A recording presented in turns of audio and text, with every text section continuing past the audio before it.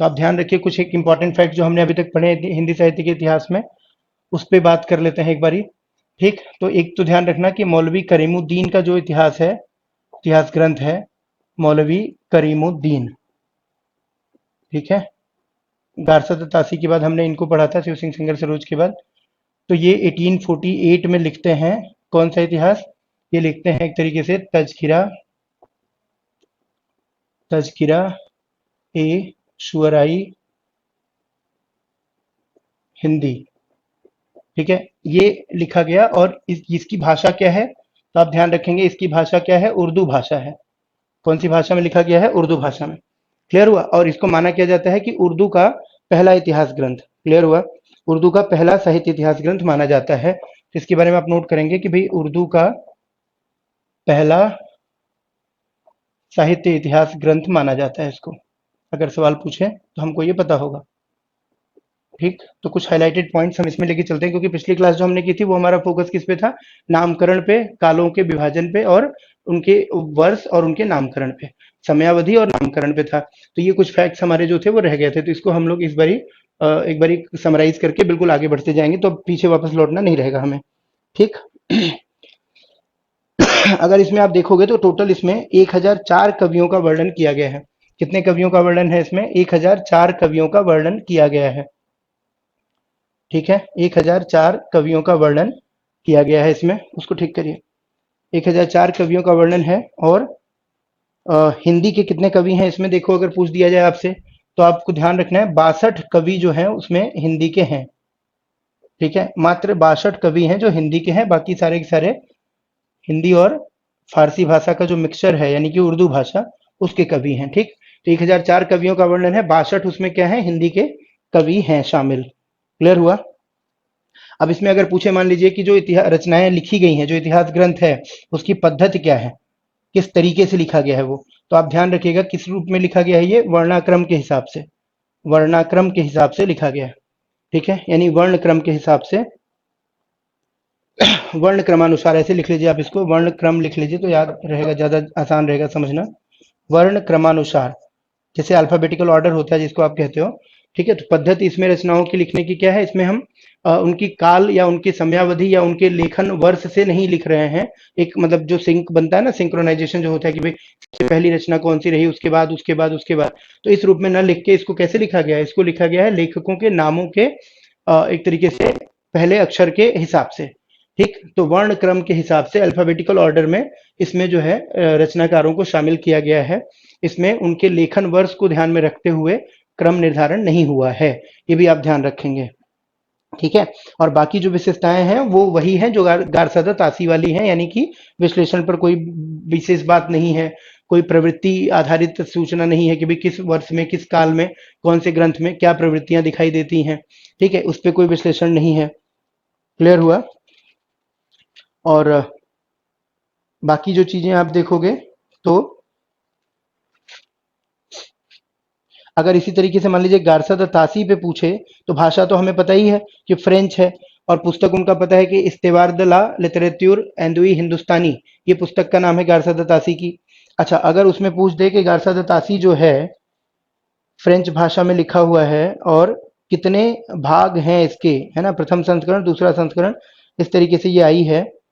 और कुछ बातें विशेष देखो लिख लेते हैं उसमें इंपॉर्टेंट, मान लो कभी पूछ दे हमसे, तो ये तो आपने नोट कर लिया होगा। अब गारसा द तासी वाली जो पुस्तक है उसके बारे में कुछ और विशेष जानकारी इंपॉर्टेंट जो पूछी जा सकती होगी हमसे अगर, तो वो क्या हो सकती है, सोचते हैं और उसको लिख लेते हैं जल्दी से ताकि हमारे मेमोराइजेशन में रहे। गारसा द तासी के बारे में हमको पता है कि इनकी पुस्तक का नाम क्या है, इनकी पुस्तक का नाम है एक तरीके से,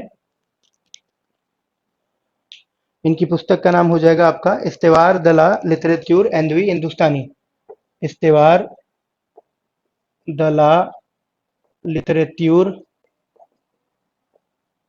एंडवी एंडवी हिंदुस्तानी।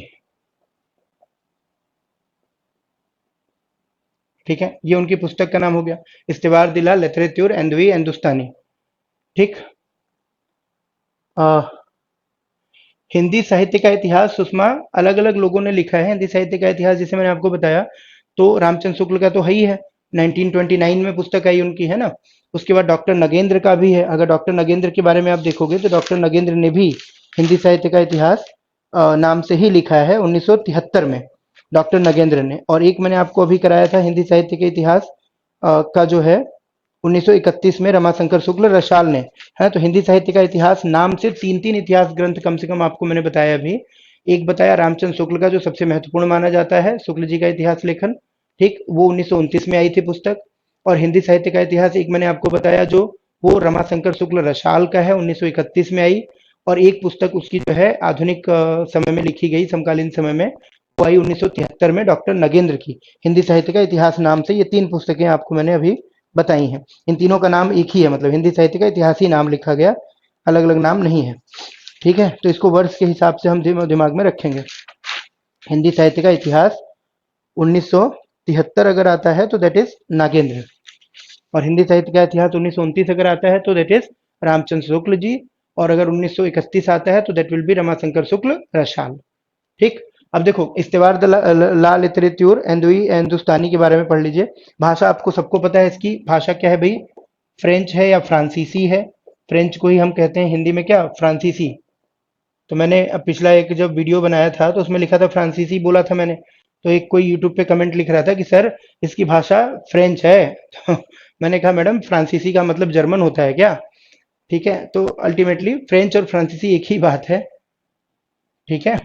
फ्रेंच को ही हम फ्रांसीसी कह सकते हैं, ये ध्यान रखना है। अच्छा, इसके बाद इसके बारे में क्या जानकारी, देखो इसके बाद इसके बारे में जो महत्वपूर्ण जानकारी है वो है कि इसका जो प्रथम संस्करण है वो दो भागों में प्रकाशित हुआ।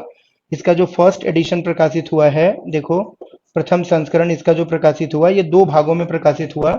जो इसका प्रथम भाग है, जो इसका पहला हिस्सा है, पहला भाग है, फर्स्ट पार्ट है, ये प्रकाशित कब हुआ, ये प्रकाशित हुआ 1839 ईस्वी में, ठीक है। 1839 यानी 39, 1839 के अंदर प्रकाशित हुआ ये ईस्वी में। और इसका जो द्वितीय भाग है, सेकेंड पार्ट किसका, फर्स्ट एडिशन का, पहले संस्करण का जो द्वितीय भाग है, अगर आप देखोगे तो ये प्रकाशित हुआ है 1948 में, 1947 में, सॉरी 1940 1847 में, 1847 ईस्वी में, ठीक है, 1847 में। तो ये लिख लीजिएगा आप। उसके बाद जो दूसरा संस्करण है, ठीक है, ये 1871 में, जो इसका दूसरा संस्करण है, ये तो प्रथम संस्करण हो गया, जो इसका द्वितीय संस्करण है या दूसरा संस्करण है, लिख लीजिएगा इसको, द्वितीय संस्करण, इसका सेकेंड एडिशन जो है ये प्रकाशित हुआ है कब, 1871 में। और कितने खंड हैं इसमें, देखो अगर पूछता है आपसे तो आप कहोगे 3 खंड है। कितने खंड है भाई, 3 खंड है। क्लियर हुआ यहाँ तक। अब पूछ सकता है आपसे कि भाई इसे प्रकाशित कहाँ से किया गया या मुद्रित कहाँ से किया गया। तो आपको ध्यान रखना है कि इसको जो है आयरलैंड की राज्य अनुवादक समिति के द्वारा पेरिस से मुद्रित किया गया था। भारत में ये प्रकाशित नहीं हुआ था। इसको प्रकाशित किसने किया था, तो आयरलैंड की, आयरलैंड देश है, आयरलैंड की जो एक तरीके से राज्य अनुवादक समिति है, वहां की जो सरकारी राज्य की तरफ से ट्रांसलेशन कमिटी है, राज्य अनुवादक समिति, इसके द्वारा प्रकाशित किया गया। कहाँ से किया गया, आयरलैंड से नहीं किया गया, पेरिस यानी फ्रांस से किया गया, है ना। तो राज्य अनुवादक समिति द्वारा पेरिस से मुद्रित किया गया, पेरिस से मुद्रित किया गया, ठीक। एक फैक्ट विशेष यहां से भी मान लीजिए हमको दिमाग में रहना चाहिए, ठीक है। संगीत है 1871, बिल्कुल द्वितीय संस्करण 1871 में, ठीक है। इसमें कुल कितने कवियों के बारे में चर्चा की गई, कोई बताना चाहे। इसमें कुल कितने कवियों के बारे में चर्चा की गई है गारसा दत्तासी की पुस्तक में, अगर कोई बताना चाहे तो बताए फटाफट। इसमें कुल जो है कितने कवियों के बारे में चर्चा की गई है और उसमें किन किन भाषाओं के कवि शामिल हैं।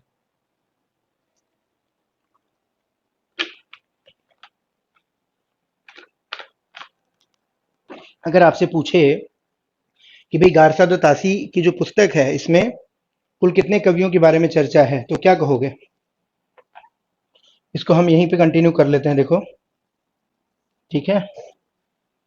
इसमें कुल जो है आंसर किसी का आ नहीं रहा, 738 कवियों के बारे में, ठीक है। कितने, 738 कवियों की चर्चा है इसमें, 738 कवियों की चर्चा है, पहली बात। इसमें देखोगे आप तो हिंदी के भी कवि शामिल हैं, संस्कृत के भी कवियों की चर्चा है, कुछ मराठी कवियों की भी चर्चा है, मराठी भाषा के, और उर्दू भाषा के कवियों की भी चर्चा इसमें मिलती है देखने में। हिंदी के कुल कितने कवि हैं अगर आपसे पूछा जाए कि भाई जिनके बारे में इसमें बात की गई है, तो हिंदी के टोटल कवियों की संख्या इसमें जो है वो है 72। हिंदी के कितने कवि हैं, तो हिंदी के कवि इस रचना में जिनके बारे में बताया गया है कितने हैं, 72, 72, ये ध्यान रखना है आपको। टोटल 738 कवियों का विश्लेषण है इसमें, ठीक है। एक तरीके से विवरण ग्रंथ के रूप में है, और इसमें भी वर्णानुक्रम पद्धति को अपनाया गया है।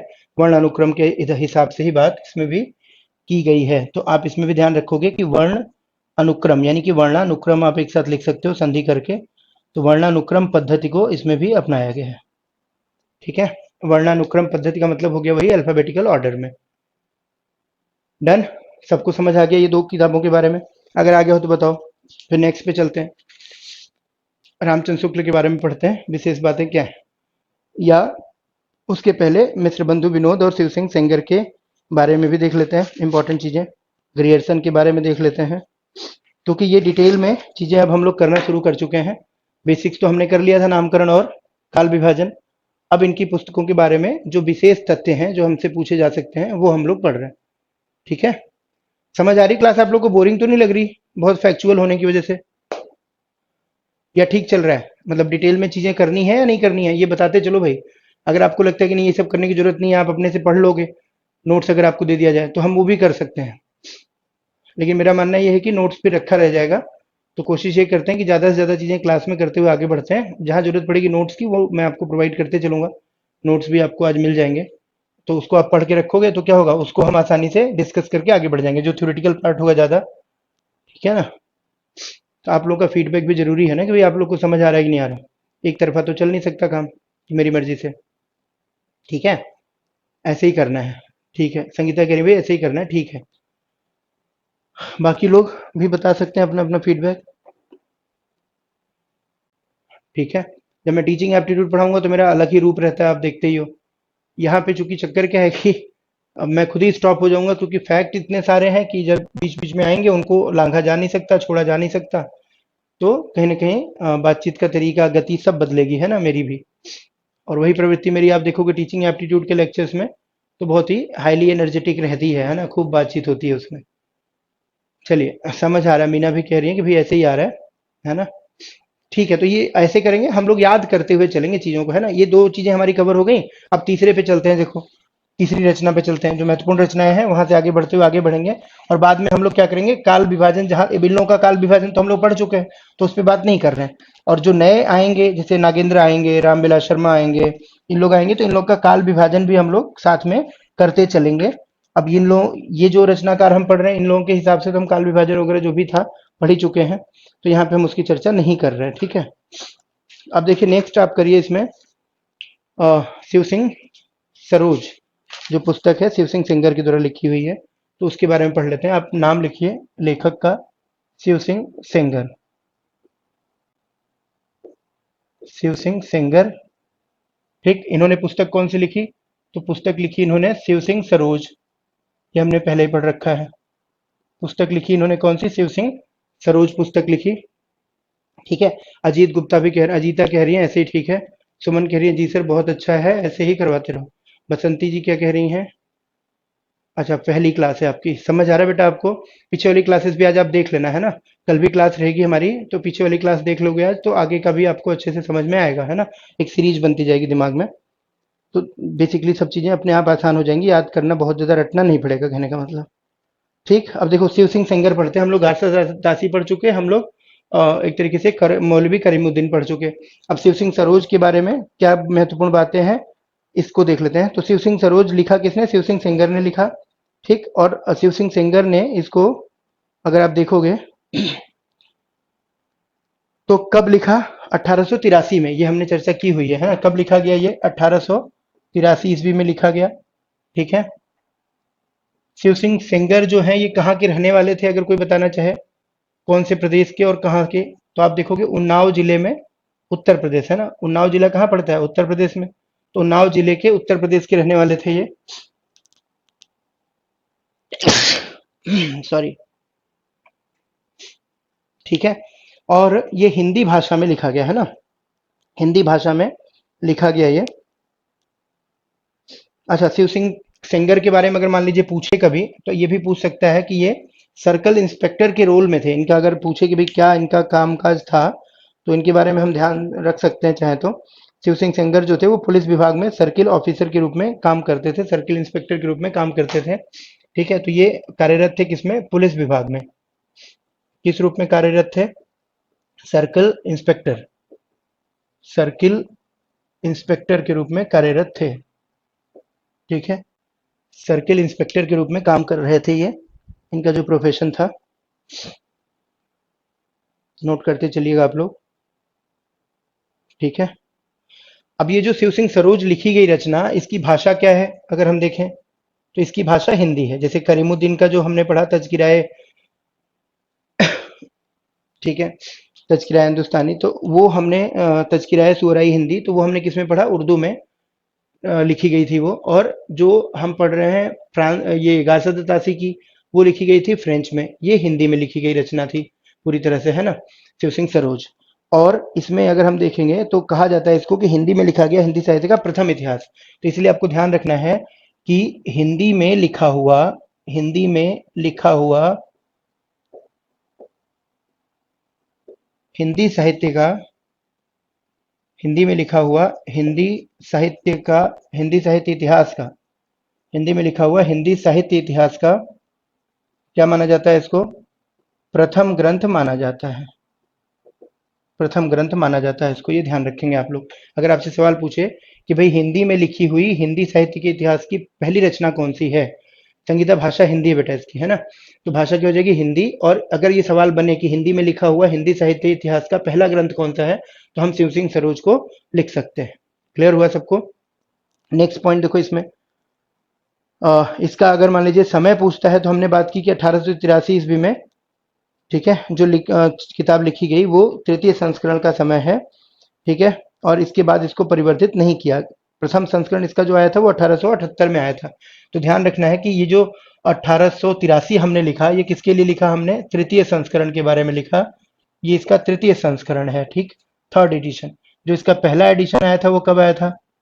तो प्रथम संस्करण कब आया था इसका? तो ये आया था आपका 1878 में। तो ये ध्यान रखना है कि 1878 में पहला संस्करण आया, 1883 में इसका तीसरा और लेटेस्ट संस्करण आया। इसके बाद इसको मॉडिफाई नहीं किया गया, इसके बाद इसको परिवर्तित नहीं किया गया। क्लियर हुआ?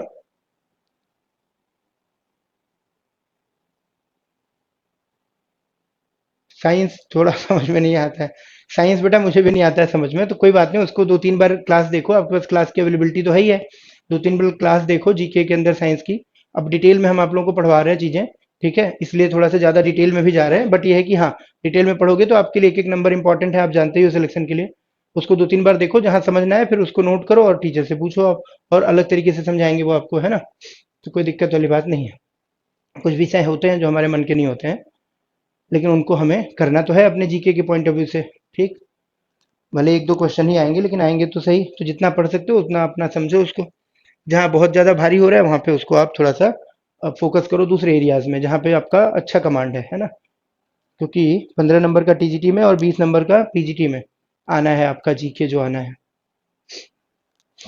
सॉरी, 10 और 15 का है ना, 10 आना है टीजीटी में और 15 आना है आपका पीजीटी में। उसमें सब आना है, history, geography, polity, economy, science, current, सब। तो एक दो नंबर के, दो तीन नंबर के सवाल आएंगे मुश्किल से एक विषय से। लेकिन फिर भी ये है कि हम आपको पढ़वा पूरा रहे हैं। हम जैसे आपको साइंस पढ़वा रहे हैं वैसे ही आपको हिस्ट्री, ज्योग्राफी भी पढ़वाएंगे, डिटेल में पूरा चीजें पढ़ाएंगे, ताकि आपका एग्जाम में हमारी तरफ से कोई कमी न रह जाए, आपकी तरफ से भी कोई कमी न रह जाए, है ना। ठीक, चलिए अब इसके बाद इसमें देखिएगा कुल कितने कवियों की बात की गई है इसमें। तो लगभग आप इसमें कह सकते हैं कुल 1003 कवियों का वर्णन है, जिसमें कि अगर आप देखेंगे 687 जो है हिंदी भाषा कवि हैं। ठीक है, टोटल 1003 कवियों का वर्णन है इसमें। टोटल कितने कवियों का वर्णन है? टोटल कवियों का वर्णन है इसमें कितना? 1003, जिसमें से कि हिंदी भाषा के कवि कितने हैं? हिंदी भाषा के कवि हैं 687। ठीक है, हिंदी भाषा के कवियों की संख्या इसमें कितनी है? 687।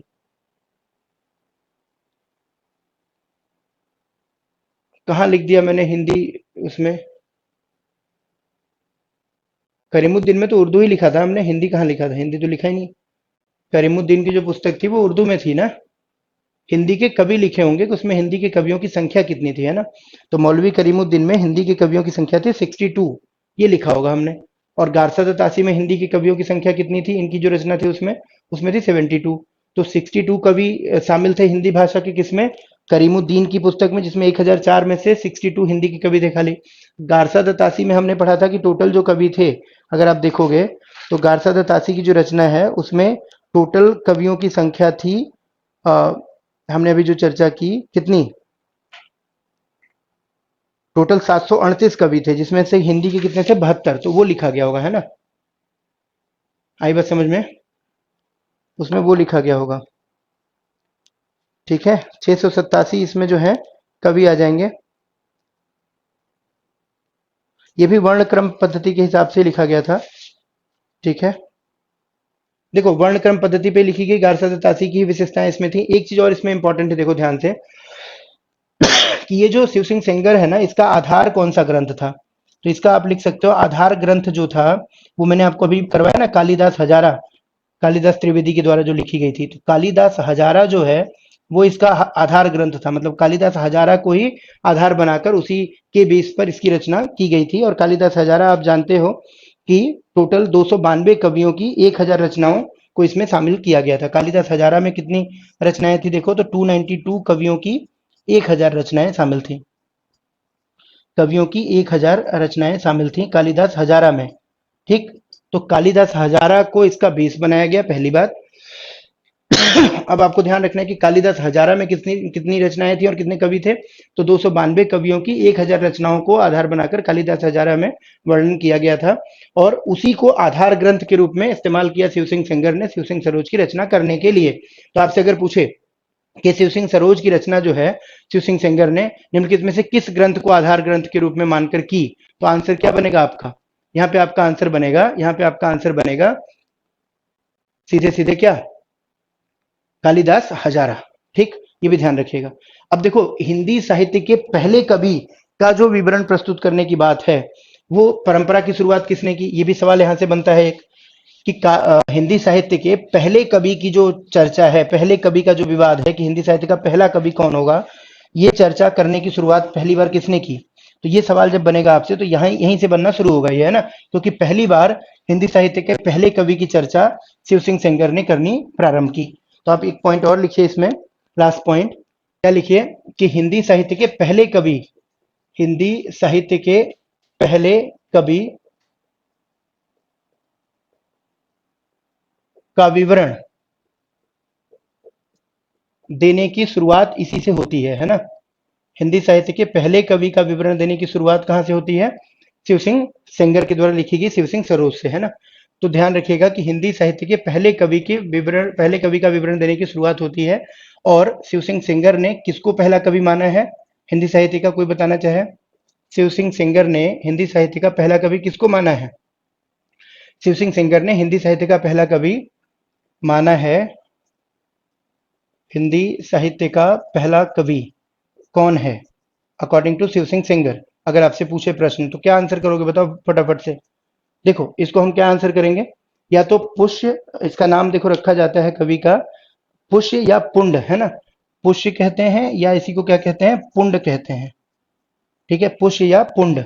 और बाद में इसी को क्या कह दिया जाता है? पुष्पदंत कह दिया जाता है। ठीक है, इन्हीं को क्या कह दिया जाता है बाद में? पुष्पदंत कह दिया जाता है। पुष्पदंत के नाम से भी इनको जाना जाता है। ठीक है, पुष्य या पुंड नाम आ जाएगा ऑप्शन में, या तो फिर पुष्पदंत आ जाएगा। ठीक है, ये ध्यान रखेंगे आप लोग। तो पहला कवि शिव सिंह सेंगर ने किसको माना है हिंदी का? पुष्पदंत को माना है। और यहीं से शुरुआत होती है हिंदी साहित्य के पहले कवि की। तो बहुत सारे अलग अलग रचनाकार हैं जो कि सरहपा को मानेंगे, बहुत सारे लोग हैं जो कि इसमें आप देखोगे स्वयंभू को मानेंगे, पौमचरियु की जिसने रचना की, अलग अलग होगा। संगीता गलत हो जाएगा बेटा, यहाँ पे ध्यान रखना है किसको? पुष्पदंत को, जिसका नाम पुष्य या पुंड भी आता है ना। इनको इन्होंने पहला कवि माना है, तो ये ध्यान रखिएगा आप लोग। अब आइए, हो गया कंप्लीट आपका, ये सारा लिख लिया आप लोगों ने, बता दीजिए जल्दी से हो गया हो तो। अब हम बात कर लेते हैं ग्रियर्सन के बारे में थोड़ा सा डिटेल में।